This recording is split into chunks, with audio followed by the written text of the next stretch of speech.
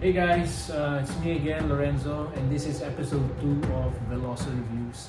And I'm going to review the new Martin Scorsese movie, Killers of the Flower Moon.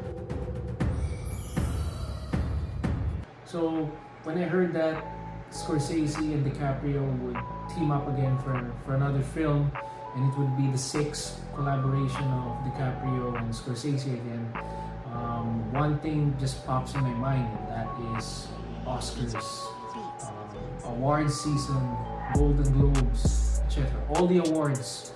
So the story here is about the mysterious deaths of the Osage family. For those of you that don't know, the Osage family are American Indians who dug and discovered oil, and because of that, they became very wealthy. And they became one of the richest people during that time. And everybody in America wants to inherit their business of oil. So the plans of the white Americans to marry Osage women. That is where DiCaprio and De Niro step in. Okay, commercial break. So guys, I repeat again, I'm an aspiring film director. I want to make movies, I want to direct. So if any of you writers, producers, or any prod house watching this video, please, I can direct your film. See, I already got a Sony A7 IV. I'm kind of getting used to this, so yeah. So please, let me direct your films. This movie's very different because you're at the point of view of the villain, and you're kind of like feeling so sad for the Osage family. Yeah, so the movie reminded me so much of films of Akira Kurosawa. He's a Japanese filmmaker. For those of you that are not familiar, you should watch his films like Ran, Seven Samurai, Rashomon.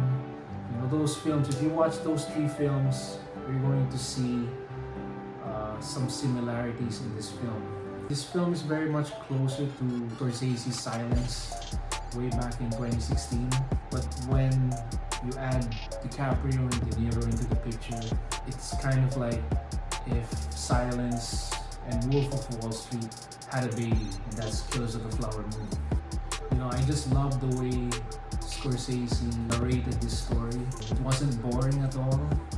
It was very entertaining from start to finish, and it wasn't so hard to understand. Even though the film was like almost 4 hours, it didn't feel long because it was just so entertaining, and you get so hooked with the characters, especially DiCaprio. I think for me, this is one of his best performances since Wolf of Wall Street and The Revenant. And DiCaprio's acting, man, it's so good. He's for the books. I don't know what you said, but it must be Indian for a handsome devil. That's one of the scenes in the car. For him to act like